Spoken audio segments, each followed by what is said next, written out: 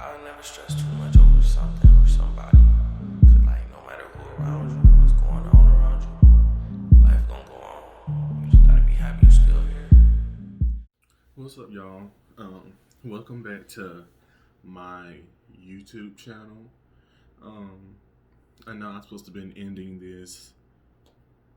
I don't know what it's called. This series of telling my story, but um, I received a message from a person that has inspired me to, I guess, finish telling the end of the story. The what happened after that.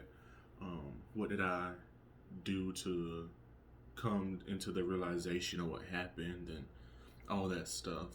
Um, First, let me read this message. They gave me the um, permission to read their message, and it says, "Hey, I know you may not know me, but I just gotta ask, how did you get out of that situation? Like, how did it end? I'm currently in a relationship similar to your situation. My one time abuse has turned into an almost weekly and sometimes nightly thing. I just want to know what to do to get out." Um, that um, that warrants a response. Like, I cannot ignore that message. I have to, for that person's sake and anybody else who is watching my videos as a guide. Or anything, or for inspiration for their own story. So I feel like I should just go ahead and just tell the end of it and let it be what it's gonna be. So that night, um, he was still spazzing out, still high, um, still out of his mind. And after he had hit me and drugged me, um, I had got a little bit more compliant, which is a crazy thing to say because how can you be compliant with something like that? Um, I maintained myself saying no, I don't want to do this. No, this is not right. I maintained um, those words, so it would be no confusion about my intentions or how I felt towards him. I always let him know in that night that I did not want to. Every other word was no. I don't want to. Go home to your wife. That was mostly my vocabulary towards him. But that night, still, same shit. Um, after he don't ran me all over town looking for drugs and everything, he landed back at my apartment. And now the sun is coming up. The sun is coming up. Um, Hell, the sun probably was already up, probably like 6 o'clock, 7 o'clock almost. And he wanted to get right back into it. And I didn't, of course, still, no, I don't want to, can you please just leave? That's what I just end up just asking him nicely. Can you please just leave my home? Can you go home, please? No, no, I want to stay with you. I want to stay with you. Matter of fact, I want to move to Birmingham with you. He's real life crazy, talking crazy, crazy this, crazy that. You know, and honestly, my whole just spirit was just like, you know, oh well, maybe I deserve this. That's what I'm thinking to myself. Like I just got to deal with it, just get through it. My mind gone. I don't even barely know who I was anymore in that moment. And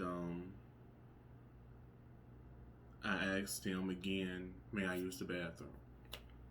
So I walk up the stairs to go use the bathroom, and I don't even. After all this time, I didn't realize, why didn't you just go in your room? Um, lock yourself in there. And if you come through there, you just fight like hell. But you will have the advantage because, you're behind the door. He got to come through the door, look for you. You can hide and bust him in his shit once he um, gets through the door. So instead of going to the bathroom, I go into my room, which is upstairs, and I go in there, lock and close the door. He waited about 10 minutes or so before he realized that I wasn't coming back downstairs, and so he comes upstairs and he um, busts through the bathroom door. I can hear him bust through the bathroom door. Where you at? And I'm still quiet, you know. So he comes to my door, to my room, and he just jangling the door handle. Hey, come out! What you doing? Hurry up! Come on, finish what you started. Crazy. And he spent a good amount of time trying to get in the door. At least he didn't try to kick it down or knock it down. But he was definitely trying to get in the door. And after about 30 minutes, he stopped, and I just was sitting on my bed in my room, and I'm sitting up, but I'm so tired, like so tired. I have been up all through the night, dealing with this, and so I'm sitting up on my bed, and I fall asleep. Fell asleep for about 15 minutes, 20 minutes, because what woke me up was I thought I heard a door open and close, and I was thinking like, oh my God, he's done finally left. That's what I'm thinking to myself. Oh, he's finally going. Thank you, God, because I couldn't take no more. And I open up my door. I'm still quiet, nervous, but I open up my door. I tiptoe down the stairs, and I go to, peek my head around the corner, just to make sure that he's gone. And my heart dropped. It hit the floor because, at this point, it's probably like 9 o'clock now. He's sitting on my couch still, but naked, and he had my phone in his hand, sitting back on the couch, eyes bucked, like just out, like he wasn't even blinking, just eyes just like that the whole time, just watching the porn on my phone, just spaced out.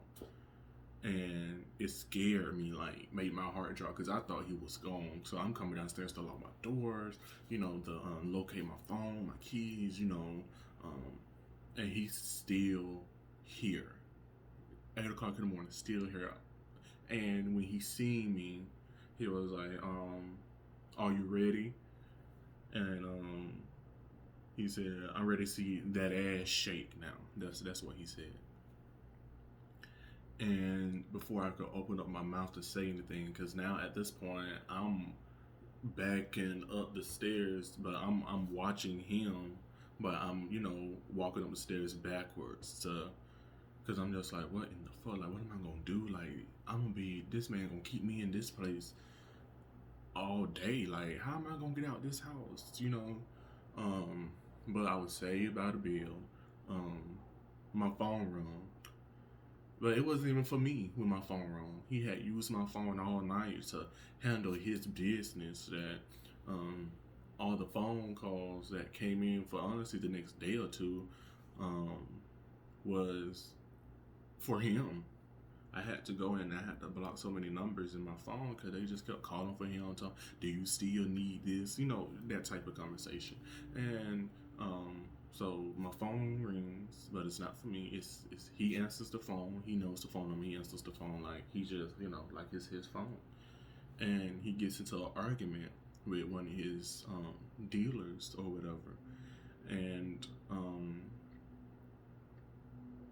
the dude was going in like deep, like, where my money? You don't say that you was gonna have my money by this time. This morning, it's Friday. You said that you don't get paid. Where my money at, basically? And he was like, well, I'm on the way to come get you, bro, because I'm tired of y'all playing with me. Like this big old crazy thing. And he was like, all right, bro, damn, man, come on, you tripping, bro, you know, all that and other. He was like, no, I'm outside. Bring your ass outside, you know. And for some reason, I still don't know how he knew my address or how he knew that's where he was. Um, I don't know how he knew that. But, mm, so I'm sitting on the stairway and, you know, because I'm trying to listen to make sure that he finna get out my house so I can lock it up. And he turns to me and he was like, hey, this nigga, he for real a op, you know, he a op for real. Um, get in, how about you trail us? And once I get done handling business with him, I get back in your car. And I was like, oh, so I'm thinking, man, oh, so he's finna give me back my phone and my keys. So and my mom was like, let me play along. I was like, yeah, I, trail you and help you out and whatever. And once you get done handling him, yeah, just hop in my car, you know. And he's putting on his clothes, and he was like, I bet. Um, so he was like, hey, come on. You know, he put on his clothes. He walking towards the back door. He's moving all this stuff out the way that he don't put at the back door. He was like, come on. And I was like, I need my keys to lock the door to the house. I need my key and my phone. And he was like, oh, yeah. So he gave me my phone. And then he went in his sock, because he had on, I think he had on slides. Oh, yeah, and it don't even take long for him to even put on his clothes. So that whole thing was just fast, you know, because for some odd reason he don't wear drawers. Like, that's just his thing. He don't wear drawers. So he only had to do was put on 2 little clothes, and he put on his slides. And I was like, can I get my key? And he pulled my keys out of his sock, and he handed it to me, and he went out the door. And soon as he went out the door, I locked the door behind me. I locked the door behind him, and I sat on my couch in my living room, and I just broke down. I was like, oh my God, this is finally over. This is finally over. And I was like, what do I do now? You know, and I called my best friend, and I had explained to her what had just happened. And she was livid. She was mad. You know, I'm still in shock. So the emotions that I really had towards it was kind of, I would say strange, because once I told her, I hardened up. I didn't cry. I wasn't emotional. I kept telling her, I'm okay. Like, you know, chill out. I'm okay. Let me just go to the urgent care, get checked out, and I will be good to go, and I will put this behind me. That's what I'm telling her. And she was like, I don't know about that, friend. This is real serious. This is, you know, this is dangerous, you know. I'm like, no, I'm just gonna go to the urgent care, and it's gonna be what it's gonna be. You know, life happens, stuff happens. I'm just gonna take it as an ill and move on. You know, that's what I'm telling her. So we go to the urgent care, and she takes me to the urgent care, and they're doing my triage stuff. You know, they're trying to, you know, see what's wrong, you know, everything. And so I'm explaining to them what's going on, and the lady, she just stops typing, and she was like, I'm sorry, baby, but we can't take this. We can't do nothing for you, considering what happened. You're gonna have to go to the hospital and let them check you out. We're not allowed to. And, you know, I'm telling them, well, I don't want to press charges. I don't want to, you know, make this a big deal. I just want to make sure that I'm okay. And they still denied me, so I had to go to the hospital. I went to the hospital, and they was so nice. They got me in. I explained to them what happened. They made me take a blood test, blood or urine. And they, you know, explained it to me, the effects that cocaine can have on your body. And there was like, they wasn't pushing me in like a negative way to get a rape kit or to talk to the police, but it was very adamant, like, hey, this person hurt you, and they need to, you know, do something about it. You know, something needs to be done about this person hurting you. And I'm just like, no, I'm good. You know, I just wanted to make sure that I didn't suffer any type of damage or anything with the drugs being in my system. I'm good. I'm ready to go home. So of course they gave me these packets of everything for sexual assault victims and to reach out. Um, if I'm feeling any type of way, whatever. I'm like, no, I think I'm gonna be okay. This was scary. This was crazy, but I'm just glad to be alive. And in the meanwhile, while I'm sitting in the hospital, he texts me and basically act like ain't nothing happened. Like he was just like, um, come by and I'm gonna have your money for you. Um, and that was it. Come back and I got your money for you. And I text him back like, excuse me, are you not going to say anything about the fact of you basically assaulted me last night? Are we not going to bring that up or talk about that or anything? And he hit me with a well, I can't even for real. I ain't got time for this right now. He said, I really ain't got time for this type of shit right now. My son is in the emergency room dealing with an asthma attack. That's what he tells me. But I'm in the emergency room, literally in the emergency room, getting checked out for what he just did to me. So I look around, what emergency room? You're not at East Alabama emergency room because that's where I'm at. And he hit me with that. You know what? Don't even worry about it. Meet me at the block party that they having, and you can get your little funky money. And matter of fact, don't you never contact me again. Don't you never say nothing to me again in life. I got issues. He basically blamed me. He told me I asked for it. I'm the one that got issues. He's too stressed out to be dealing with me and my drama and all that stuff. And that took away the shock factor of it. That made me realize this what happened, and he knew consciously what he was doing. Um, and that he'll probably do it again to you or anybody else. And I switched over from just that numbness and shockness of it all to 100% anger. I was so angry once he told me that, he didn't hit me no apologies. He didn't even reference what happened. He didn't even be like, I'm so sorry for what I did. There's nothing I can do to ever, make what I did okay. No conversation, no dialogue of that nature. It was just, I don't care. Get the fuck out my face. You getting on my nerves. You so needy. You ask for it. You can get your little funky money and don't never contact him again. Come get it at the block party tonight or never contact him again. All that stuff. And so my mind just went out of it, literally, just out of it. I got a gun that same day. I went and bought a gun and I'm gonna go kill Patrick. This nigga don't hurt me. I'm gonna go kill this man. He think what he did was okay to me. I'm gonna kill that man. And so I made it up in my mind that was what I was going to do. I was like, he's not gonna be expecting me to show out with the glizzy. So I'm gonna show my ass and get my justice. And so that night hit nighttime, it just on my mind all day, just boiling my blood, just boiling inside of me.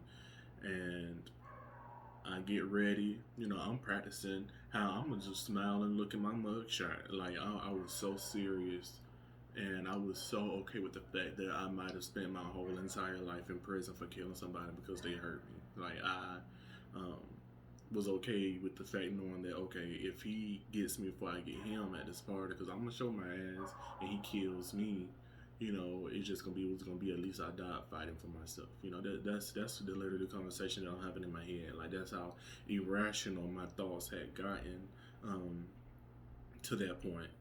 And I didn't. Only reason why I didn't go to that party was because of the relationship that I have with my parents. Y'all, it is so important to have that conversation with your kids to let them know that they can always come talk to you about whatever they need to, no matter what. Because honestly, that saved my life, knowing that's popping up in my head, like, I can always, no matter what, no matter if my parents agree with me or not, I can always go to my mama and my daddy when I'm good, when I'm down, whenever. It doesn't matter. They're not really necessarily going to judge me. They're going to give me their opinions, and it's going to be truthful. And it might not be what I want to hear, but my parents has never degraded me or made me feel bad whenever I came to them about anything. So it's nice how I'm gonna walk out my door, get ready. I got the Glock on me.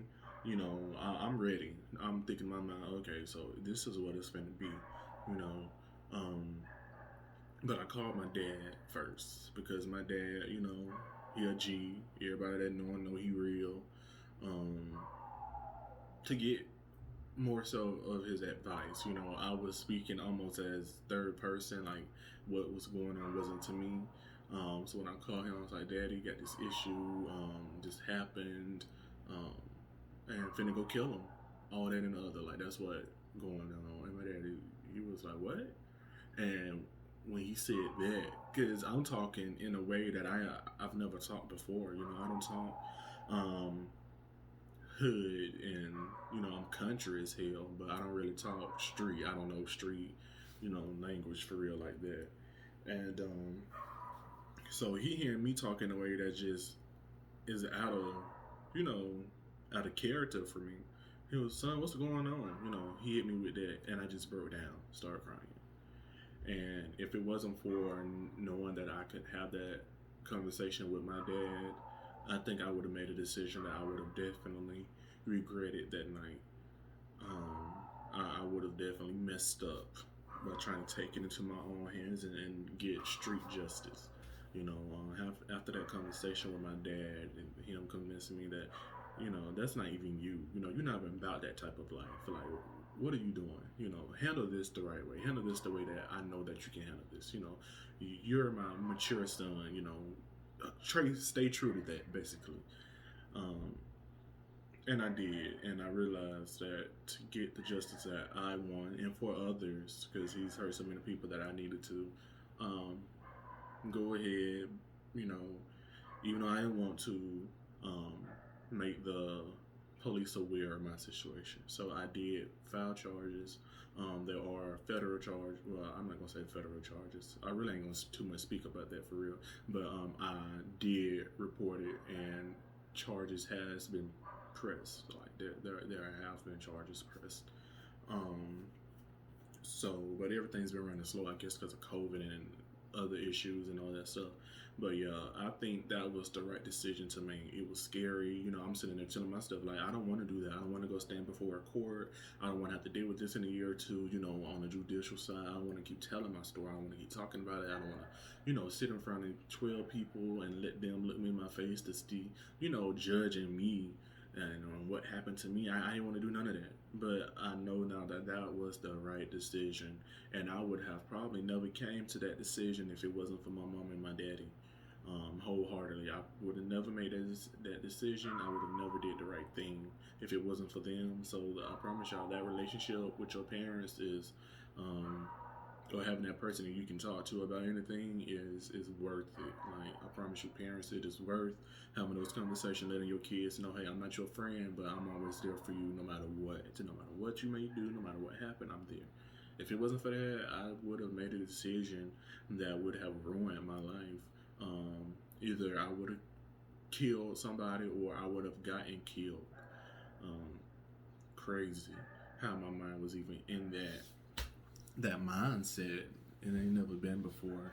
But I had to say, how it ended, how I got through it in a way for the sake for that person that's going through it too. It's honestly about having a support system. It's honestly about, you have to kind of bite the bullet a little bit and accept the fact that this happened. People are going to have something to say regardless. And the best course of action is to seek help, is to talk about it, is to get it off your chest, is to report it, you know, and to stand by um, what happened. No recanting, no, you know, because oh, I'm scared now. It don't got too big. I'm scared now. You know, none of that. Take it all the way to the end if you can. That's what I'm going to do with mine. I'm gonna take mine as far as I can. Um, so yeah, Patrick fucked up with this one. He really did. I ain't gonna tell no story.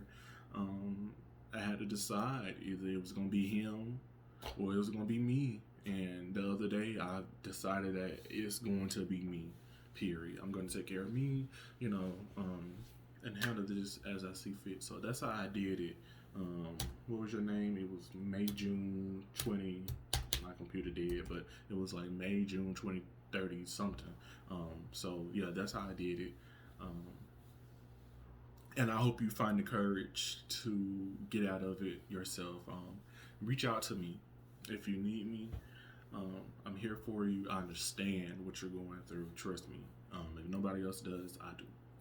So yeah, that was the end of it.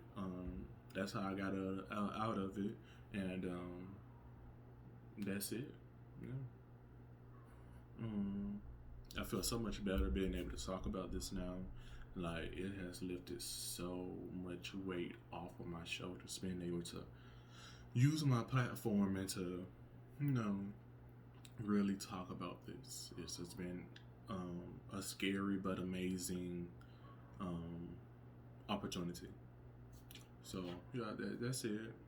This was a long video, longer than what I wanted it to be. I wanted it to be like 5 minutes, but yeah, y'all stay blessed. Y'all be safe.